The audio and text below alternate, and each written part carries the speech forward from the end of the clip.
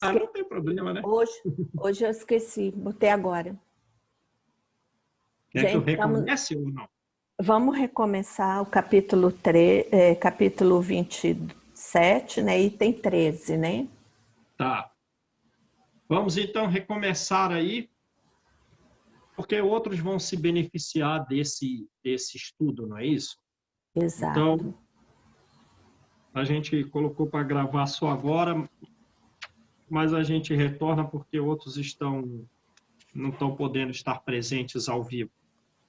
Exato. Então, comentando esse capítulo até agora estudado, do Pedi e Obtereis, tem um trecho da Joana de Ângeles que eu acho muito legal. Do livro Lampadário Espírita, que é Arar Orando. Ela traz uma mensagem do filósofo moralista russo cristão Leon Tolstói. É uma história que ele criou, uma história com E, né? De que passava um sacerdote junto a um lavrador que estava arando o campo, e o sacerdote convidou o lavrador a orar, e ele disse que não podia, justamente porque ele estava arando. E o sacerdote disse que ele então fazia bem, porque arar é orar também. E a Joana de Ângeles, evocando esse ensino de Leon Tolstói, vai dizer que ele tem plena aplicação na atualidade. Porque muito frequentemente ela coloca assim, ó, espíritos desarvorados, quer dizer, exaltados, um tanto desnorteados, desequilibrados.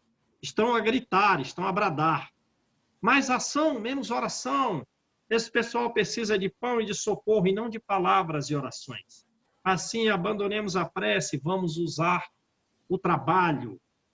Mas é um equívoco de Joana. Porque muitas vezes essas ações utilitaristas, ações que parecem previdentes para auxiliar no instantâneo, têm, depois do serviço prestado, consequências mais graves e consequências funestas. E que a oração, ela é o lubrificante da vida.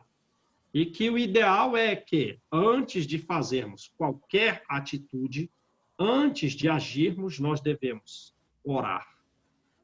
Antes da ação, a oração. Porque a oração é que vai dar o equilíbrio. E que não há nada pior do que o idealismo desenfreado das mentes imaturas. Porque que ela diz? Como que ela diz que está o contexto social? Muita gente fala da miséria social, mas apenas se fala. E que um percentual de pessoas age. Porém, como não fazem a oração, a essa ação, em um determinado tempo, produz desequilíbrio, ódio, anarquia.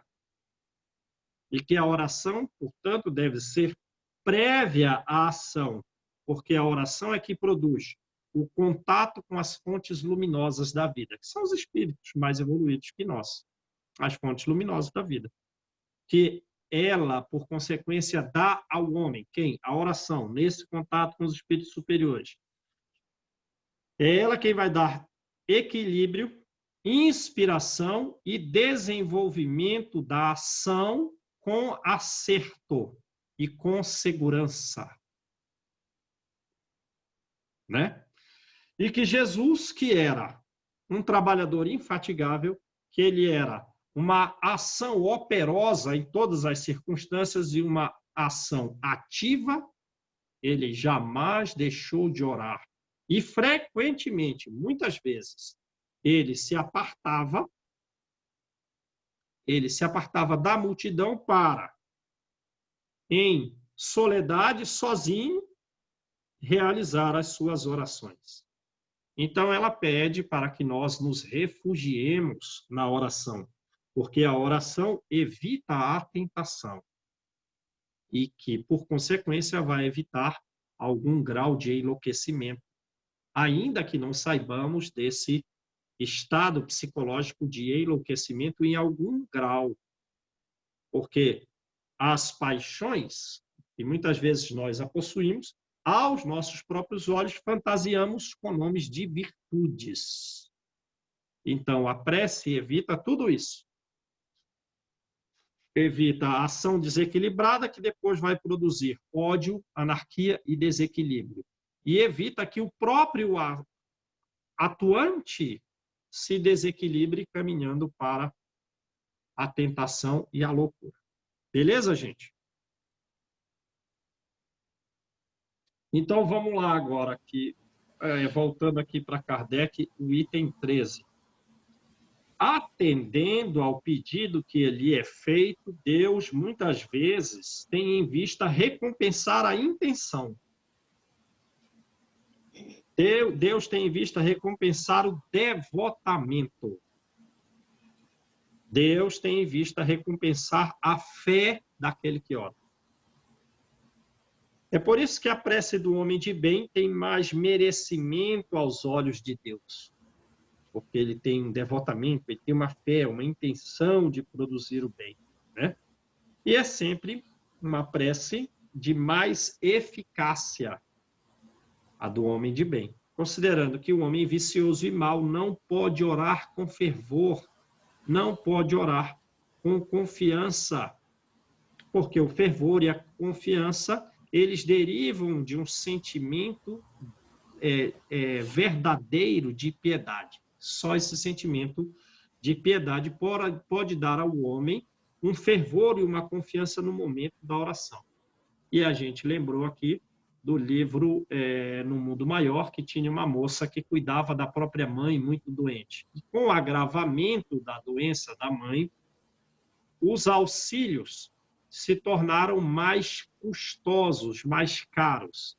E ela que levava a vida como costureira para ajudar a mãe, e a própria mãe costurava também, deixou de costurar, achou por bem levar a vida, ganhar os recursos a mais necessários para sustentar o desequilíbrio da mãe, nas casas como dançarina noturna e seguindo por esse caminho aí um tanto sensual. Ora, o que aconteceu? Ela própria, depois de um tempo, se julgava indigna de orar. Ela começou a carregar uma energia escura, negra, na cabeça, que estava contaminando os seus próprios pulmões, né, através daquele circular da energia negativa. E ela parou de orar, não tinha mais fervor como tinha antes. Não tinha mais confiança como tinha antes no momento de realizar a oração.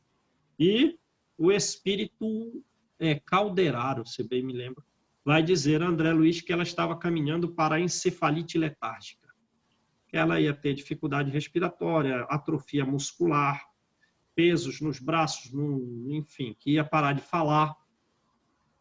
A encefalite letárgica tem lá uns 10 sintomas que eu nunca consegui memorizar adequadamente todos eles. Depois digita na internet aí, ela estava caminhando para a encefalite letárgica. E tem sintomas graves lá. E ela ia ficar um tanto cataléptica.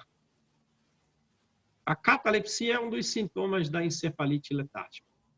Mas os espíritos superiores, que não são como a gente, nós não suportamos os desvios dos outros. Nós já julgamos e não queremos proximidade com as pessoas. Não. Está seguindo esse caminho, então com certeza o céu não vai te ajudar. Não. Eles não são como nós. Eles foram auxiliá-la para que ela saísse dessa vida.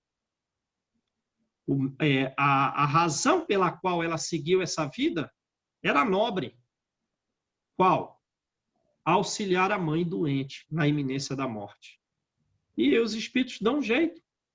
Arrumam um casamento para ela sair dessa vida e caminhar mais adequadamente. Então, olha aí.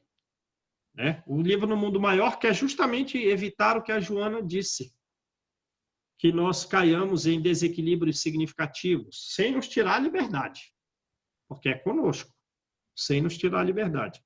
Mas quer que nós vem nos auxiliar para que não caiamos no estado de loucura ou alguma coisa próxima disso. Então, vamos continuar aqui com Kardec. Do coração do egoísta, daquele que ora com os lábios, se ora com os lábios, né, coração fechado, pode sair apenas palavras, mas não saem os impulsos de caridade que dão à prece todo o seu poder. Né? Isso se compreende tão claramente que, por um impulso instintivo, quem se quer recomendar as preces de outrem dá preferência às preces daquele cujo proceder deve ser agradável a Deus, pois são mais prontamente ouvidos. João? Beleza? Alguém falou alguma coisa? Aham. Eu. Pois não, Ana, fala. Não é essa moça que depois, esse próprio rapaz que a levou para essa casa de um prostíbulo, né? Por meio da ajuda espiritual, não é essa que ele casou com ela para tirar ela, ele foi intuído para que tirasse ela daquela vida e acabou casando com ela? Exato. Ah, agora lembrei. Exatamente. E ele, na hora lá, que teve o um encontro no plano espiritual, ele quis, digamos assim, não, mas ela não é uma mulher digna. Aí os espíritos perguntam, vem cá, você está em condição de falar a respeito de dignidade? Aí ele baixou a bola e efetivamente casou com ela. É essa mesmo. Não estou lembrado do nome dela. Mas depois que acabar a aula eu lembro. É sempre assim. É Julieta. É, Julieta, é Julieta. É. E a mãe é Cândida. A mãe é Cândida, né? É isso aí. É. Beleza, Angelita, maravilha. Socorreu aí.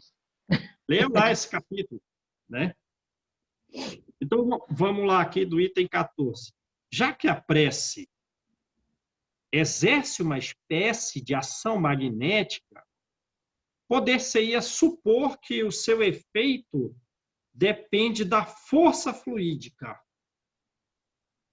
Mas não é assim que ocorre. Não é assim que ocorre. Exercendo essa ação magnética sobre os homens, os espíritos suprem, em caso de necessidade.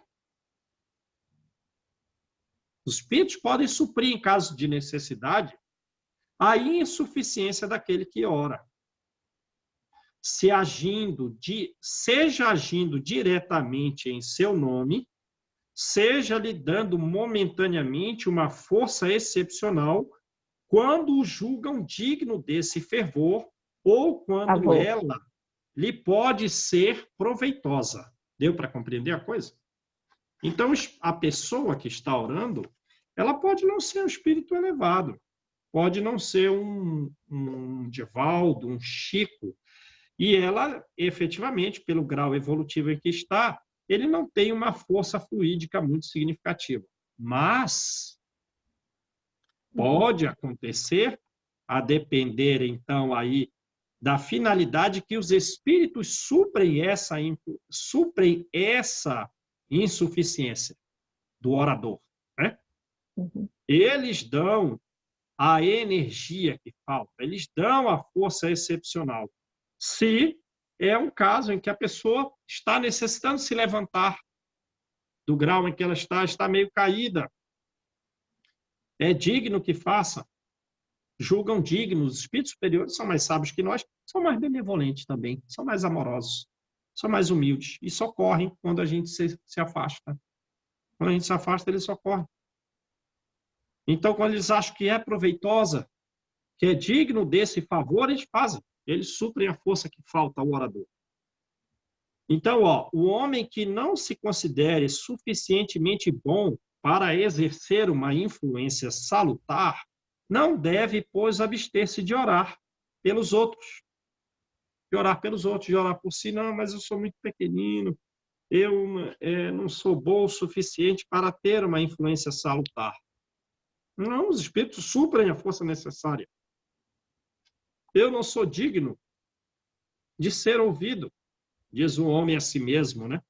E diz aos espíritos superiores. Mas os espíritos superiores dizem o contrário. Não, vou te ajudar. Você vai sair dessa. Então, o homem tem que orar, independentemente do seu grau evolutivo. Não se considerar inferior ou indigno de ser ouvido. A consciência de sua inferioridade é uma prova de humildade. Certo? Então, nós não temos os nossos desvios, não caímos, Deus não nos dá a clareza das nossas fraquezas, nos dá, para que nós também perdoemos os outros, porque os outros têm suas fraquezas e dificuldades. Né? E o homem, demonstrando a Deus a sua fraqueza, a sua inferioridade, é uma prova de humildade. Né? A consciência de sua inferioridade é uma prova de humildade, sempre grata a Deus. A prova de humildade, que leva em conta a intenção caridosa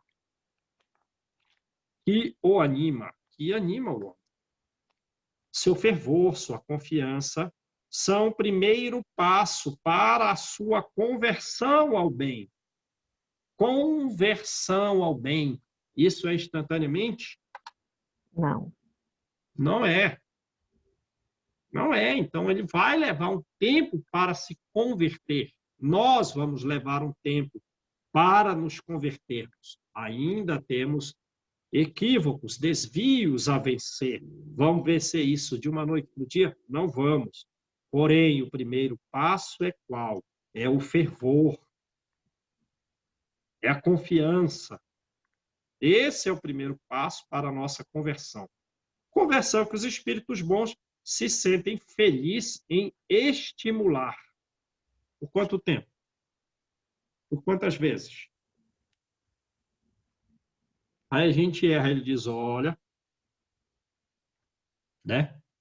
Vem dar um aviso, olha, não repete isso. Você vai cair no abismo. Se você não repetir, você vai subir uma escada linda, um morro lindo. Vai em frente. Já estão petrificados a maioria dos que te influenciavam negativamente. Porque a gente vive aqui meio que a história do livro Libertação. A gente está um pouco parecido com a história da Margarida, essa que é a verdade. E por amor eles vêm nos socorrer. E socorrendo-nos, caso nos mantenhamos aí numa busca de fidelidade, de uma maneira geral, a fidelidade, eles também vão atendendo os espíritos que querem nos derrubar. Então, a prece que é repelida é a prece do orgulhoso, que tem fé em seu poder, e tem fé em seus méritos, e acredita ser-lhe possível sobrepor-se à vontade de Deus. Essa prece é repelida. A da pessoa que não é elevada, mas que demonstra humildade, que tem algum fervor e confiança, dando os primeiros passos para a sua própria conversão, ele tem a sua força fluídica diminuta, suprida pela força fluídica dos espíritos. Beleza? Então, vamos lá. O poder da prece está no pensamento.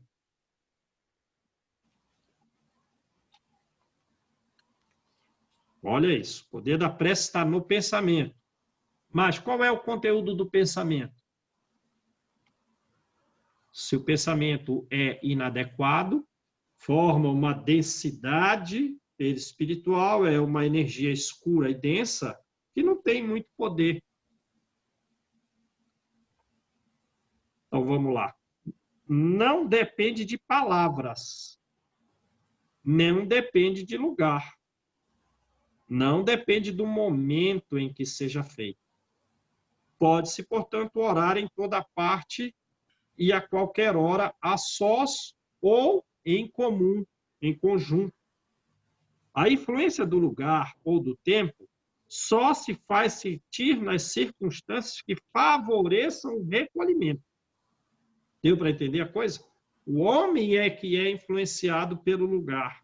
O homem é que é influenciado pelo tempo e pelas circunstâncias. E sob essas influências, ele fica mais recolhido. Mas, em qualquer lugar, ele poderia ter esse recolhimento, independentemente de onde estivesse, ou de quando, ou qualquer circunstância. A prece em comum tem ação mais poderosa quando todos os que oram se associam de coração ao mesmo pensamento e têm o mesmo objetivo. De que livro vocês lembraram?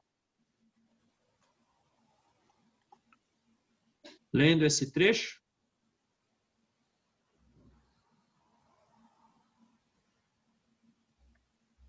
Nosso Lar?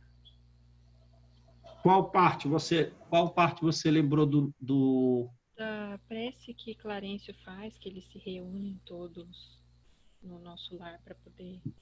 Verdade. É aberto telões em todos os lugares. Verdade. Verdade. E há uma união nessa prece de todos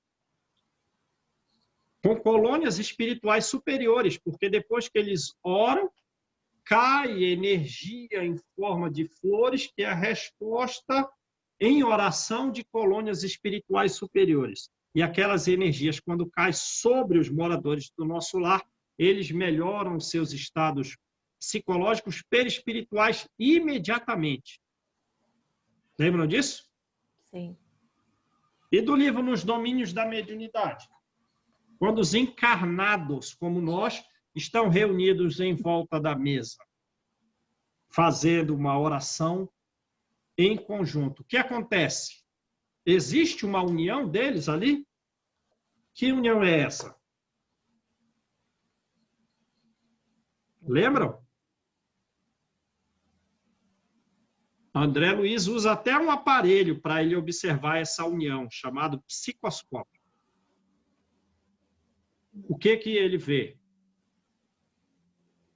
Ele vê que a energia mental das pessoas essas energias de todos os presentes ali, umas 10 pessoas, estão unidos. A energia mental deles forma um círculo luminoso amarelo. Tem um círculo luminoso amarelo unindo a cabeça de todas as pessoas presentes na reunião mediúnica. Lembram disso? Uhum. E depois do círculo luminoso, tem um outro círculo de luz violeta, depois tem um outro círculo de luz laranja, e é tanto círculo de luz que André Luiz parou de olhar para observar a cabeça das pessoas.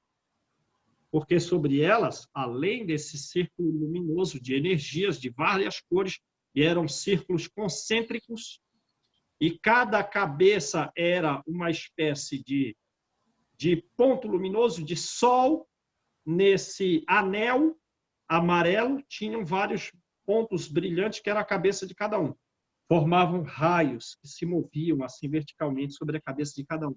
E também caíam sobre eles umas energias estelares vindo, sabe lá de onde? Sabe lá de onde vinham essas energias? Lembram disso? Uhum. E essas energias que vinham de esferas muito elevadas caíam sobre eles, circulando, acendendo e apagando, acendendo e apagando. E depois, quando Raul Silva foi fazer a oração para começar o serviço, lembra? Orar antes de agir. Foi fazer a oração, que o Clementino baixou o seu poder vibratório para que ele pudesse entrar em contato com o Raul Silva encarnado. O Raul Silva se iluminou todo, lembram? Do plexo solar, a energia dele repousou, veio, incendiou o perispírito dele totalmente, a cabeça luminosa, e todos os presentes ficaram mais iluminados. Com a oração do Raul Silva, que ele falava exatamente as as mesmas palavras que Clementino falava, com uma variação ou outra, uma coisa ou outra ali mínima. É a prece em comum, de ação mais poderosa, quando as pessoas estão efetivamente associadas de coração ao mesmo pensamento, com a mesma finalidade. É o caso. Então, André Luiz, ele viu fisicamente, com o psicoscópio, essa associação cardíaca e essa união mental, porque isso é visto, é energia. E como se muitos clamassem juntos e em uníssono. E para quê? Para servir. E para quê? Para trabalhar. Tem que ter a mesma finalidade. Ninguém ali estava pedindo para si, numa reunião mediúnica, você é um enfermeiro. Se você é melhor que o enfermeiro, você é um pai ou é uma mãe. Certo? Essa é a posição ideal. Assumir a posição de pais dos outros, que por enquanto chegam mais em dificuldades, como nós chegamos. Como nós chegamos um dia, estamos tentando sair ainda das nossas dificuldades. Né? Qual é a posição nossa diante dos animais? Que são inferiores a nós. Por quê? São inferiores? Implica que nós somos pais deles. Pais.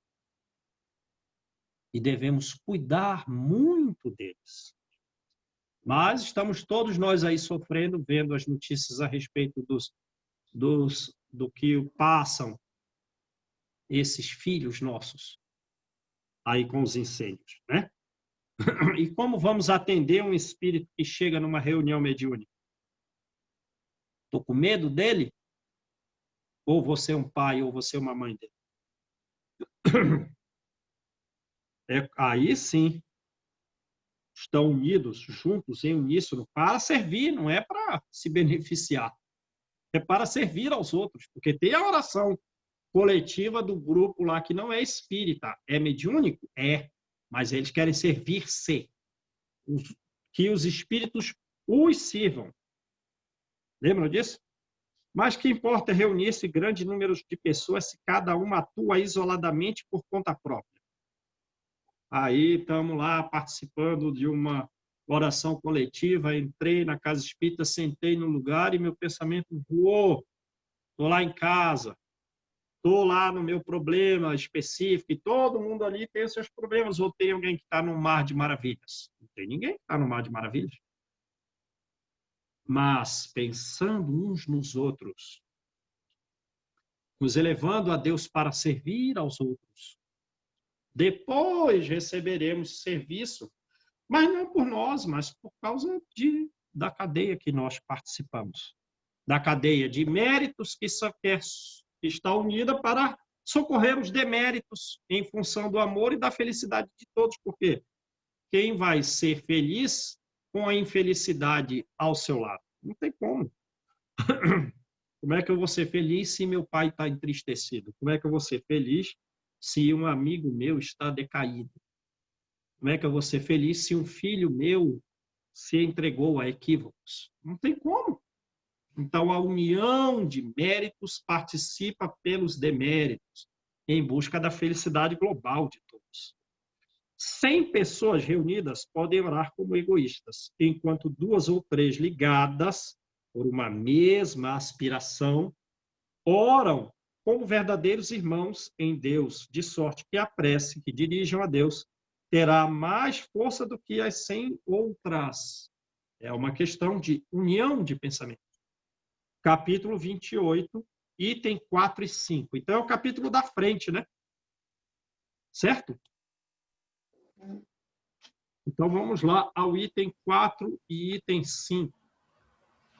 É a página 334 na minha edição. Não sei aí na de vocês. Podemos? Sim. Então, vamos lá. reuniões espíritas. Onde quer que se encontrem 2 ou 3 pessoas reunidas em meu nome, eu com ela estarei. É o que a gente relatou. Quando estamos unidos em nome de Jesus, estamos com os pensamentos e os sentimentos, tudo energia, estamos com essas energias unidas e, desta forma, pensando em Jesus, estaremos unidos a espíritos que são superiores a nós, que derramam sobre nós energias que nos transformam para melhor, que nos levantam o ânimo. Prefácio. Estarem reunidas em nome de Jesus 2, 3 ou mais pessoas não quer dizer que basta que se achem materialmente juntas. É preciso que o estejam espiritualmente, pela comunhão de intenção, pela comunhão de ideias para o bem. Aí o André Luiz esclarece muito isso. Jesus, então, ou os espíritos puros que o representam, se encontrarão na Assembleia. Vão estar presentes. O Espiritismo nos faz compreender como os espíritos podem achar-se entre nós. É que nós, nos elevando o pensamento, entramos na faixa deles, na faixa que deles é comum, a gente só entra quando ora. Né? É Saulo.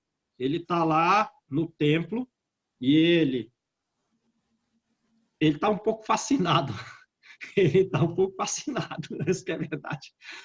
Ele está um pouco fascinado com a evolução de Estevão. Instintivamente, ele depois que melhorou, foi socorrido pela Casa do Caminho, recebeu um tratamento, Pedro aconselhou que ele se afastasse de Jerusalém, porque ele era ainda uma planta tenra em crescimento para o Evangelho, necessitando de liberdade. Ele era o solo em que a planta estava crescendo, necessitando de liberdade. E Pedro diz para ele, se você ficar em Jerusalém, você será diária e tenazmente atacado pelos delegados religiosos. E aqui na Casa do Caminho tu também não vai ser aceito. Porque apesar das lições de perdão de Deus, as pessoas não vão te perdoar. Porque o movimento deixou marcas muito profundas na alma do povo. E muitas pessoas mutiladas ainda chegam aqui execrando o movimento. Saulo se entristeceu, mas ele estava certo. Vou para Tarso, beleza, mas antes vou visitar a cidade. Vai visitar a cidade, maltratado na sinagoga. Jerusalém tem diversas sinagogas. Está sem som, João. Deu. A sinagoga dos Cilícios. Foi expulso de lá. Nem eu narro depois os detalhes para vocês. Aí foi no templo. Lá, instintivamente, ele se aproximou do local onde Estevão morreu, no qual Estevão morreu. Recordou cena a cena, detalhe a detalhe da morte de Estevão. E viu a grandiosidade daquele espírito que, naquela situação, ele o perdoara. Se fascinou. Olha o termo do livro. Se fascinou com o nível evolutivo de espírito de Estevão, que se deixou sacrificar por Jesus. Ora, então ele pensou, por que não fazer o mesmo? Eu vou fazer aqui um movimento contrário ao que disse Pedro. Não, vou ficar em Jerusalém. E vou angariar pessoas. Eu persegui, agora vou fazer o movimento oposto. E se fascinou por essa ideia. Queria ter a conduta heróica de Estevão com similitude. Aí faz uma oração em Jesus. Quem aparece é o próprio Estevão, que o acompanhava. Sai de Jerusalém. Então, pela oração, ele saiu do estado fascinado. Tem contato com quem? O livro não relata, é a gente que tem que descobrir. Estudando Allan Kardec, estudando André Luiz, estudando Paulo Estevam, estava fascinado pela ideia equivocada. Então, não era obsessão simples. Pode ter consequências graves dessa ideia de fascinação. E não redundar em frutos positivos. Pelo contrário, se colocar numa situação perigosa, vexatória. Mas aí ele orou. Orou, e aí acontece isso que está escrito aqui, ó. chegou no grau dos espíritos superiores. Aí o espírito superior apareceu. Sai de Jerusalém. Os antigos amigos não têm condições, por enquanto, de entender o evangelho. Percebe a importância da oração? Evitou a fascinação, que pode levar às consequências graves. Aí ele foi lá conversar com Pedro. Aí houve. Pedro é um nível intelectual. Pedro é um nível intelectual. Uma compreensão extremamente profunda de cada acontecimento da vida. Impressionante. Impressionante. Poucas vezes vi um espírito com tal lucidez espiritual como Pedro. Poucos. Mas isso não é muito conhecido. Mas vai ler os diálogos dele com Paulo ou com qualquer outro do livro lá de Paulo Estevão. Pelo amor de Deus, é uma sabedoria que eu estou muito longe de possuir. Muito. Então, vamos lá. Então, o Espiritismo nos faz compreender como os espíritos podem se achar entre nós. Aí já falamos o caso aí de Saulo e é igual para todo mundo. Quando a gente ora, entra na faixa deles. Comparecem com seu corpo fluídico ou espiritual e sob a aparência que nos levaria a reconhecê-los se tornassem visíveis. Então tem que orar para entrar numa sintonia de cima. Quanto mais elevados são na hierarquia espiritual, tanto maior é neles o poder da irradiação. É assim que possuem o dom da ambiguidade e podem estar simultaneamente em vários pontos. Para isso, basta um raio de seu pensamento. Sim, o espírito se expande em todo lugar, né? Pode se comunicar, ser muito alto, muito alto. Faz como o governador da colônia Nosso Lar se comunica com todos os moradores ao mesmo tempo. O espírito dele se expande, tem o contato com todo mundo, está cuidando de todo mundo. Imagina Jesus. Pelas palavras acima, Jesus quis mostrar o efeito da união e o efeito da fraternidade. Então, não é pelas palavras, sentimento de união e de fraternidade.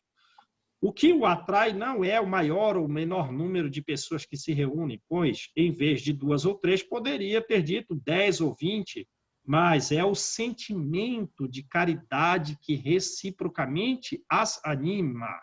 As anime, é isso que une. Ora, para isso, basta que haja 2. Contudo, se essas 2 pessoas oram cada uma por seu lado, embora dirijam-se ambas a Jesus, não há entre elas comunhão de pensamentos, sobretudo se não são movidas por sentimentos de mútua benevolência. Se olham com prevenção, se olham com ódio, se olham com inveja, com ciúme, as correntes fluídicas de seus pensamentos se repelem. Em vez de se unirem num impulso comum de simpatia, não vão estar assim, né? Vão estar repelidas. Nesse caso, não estarão reunidas em nome de Jesus. Jesus, então, não passa de pretexto para a reunião. E ele não é o motivo verdadeiro da reunião. O motivo verdadeiro da reunião é o ódio.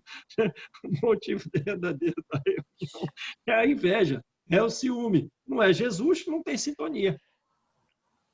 Isso não significa que ele seja surdo à voz de uma única pessoa. E, se ele não disse atenderei a todo aquele que me chamar, é que, antes de tudo, exige o amor do próximo, do qual se pode dar mais provas quando são muitos os que oram com exclusão de todo o sentimento pessoal, do que quando apenas um ora isoladamente. Percebe? Então, ele quer dizer, não é que eu não atenda você que está orando solitário, mas eu quero a construção de fraternidade no coração dos homens.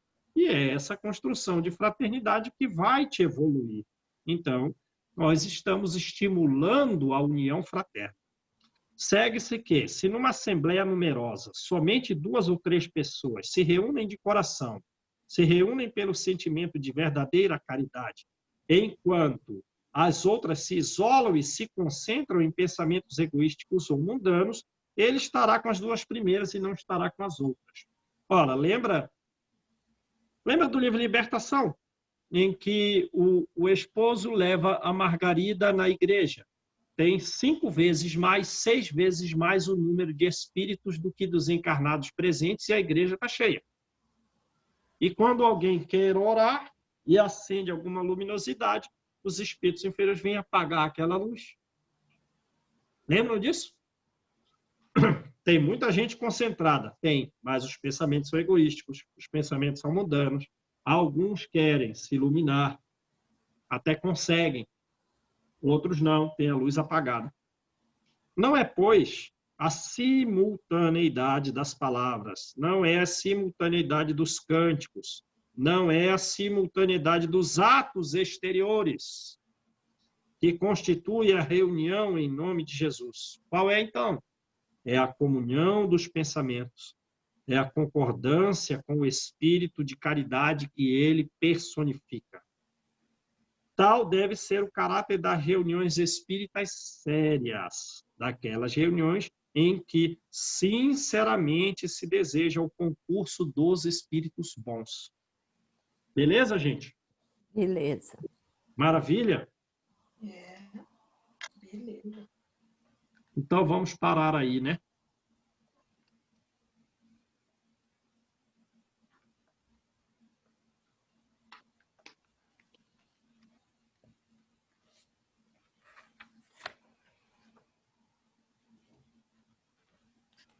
Paramos no 14? Não, no 15, né, João? Paramos, é.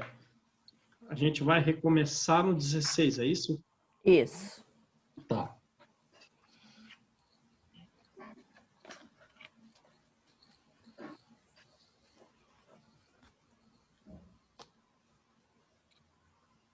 Então, quem faz a oração para a gente? Olha aí, vamos nos unir pelo pensamento, né? Verdade. Ainda que a distância, essa energia, ela tem direção, ela nos une e, por consequência, nos une aos espíritos superiores e, naturalmente, para servir, né? Naturalmente, isso tem que ter uma finalidade útil para que nós, não é só pensando em nós, que nos mantenhamos, portanto, bem equilibrados. Ora, quem está bem equilibrado tem que servir. Também essa própria energia serve para auxílio de espíritos que são irmãos, que são pacientes, ou a verdadeira postura é que efetivamente são da nossa família. Esse que devia ser o sentimento real nosso. Exato. Mas o de enfermeiro no hospital já está no caminho certo.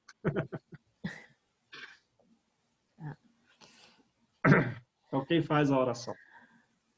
Divino Mestre Jesus, te agradecemos, Senhor, por mais esse estudo que tanto nos ilumina, clareando nossas ideias do que deve ser a nossa prece, a nossa elevação de pensamento até Ti. E também compreender, Senhor, que devemos estar unidos em pensamentos, que seja sempre um só, Senhor, o da fraternidade e da caridade para com o nosso próximo. Pai, ilumina os nossos corações, para que aprendamos, Senhor, a pedir as coisas boas para todos, Senhor. Não o material, mas o espiritual. Aquele sentimento, Pai, que nos leva até você.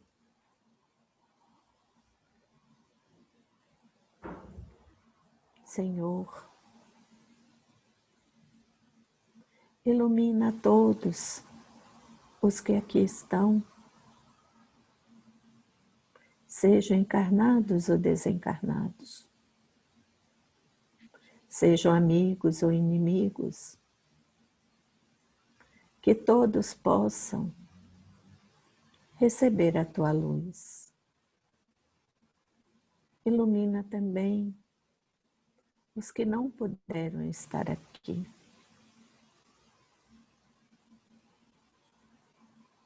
Agradecidos estamos, Pai,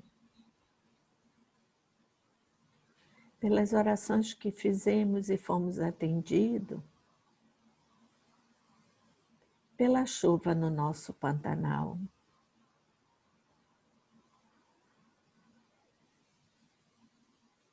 Que o fogo consumiu a sua mata e os seus animais.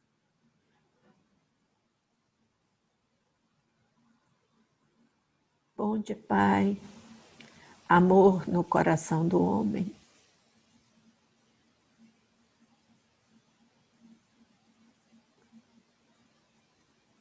Que sejamos mais humildes, Pai.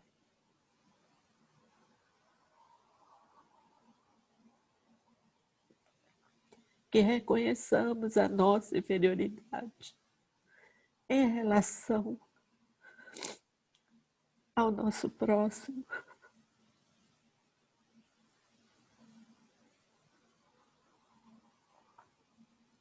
Fica conosco, Pai, hoje e sempre. E que assim seja.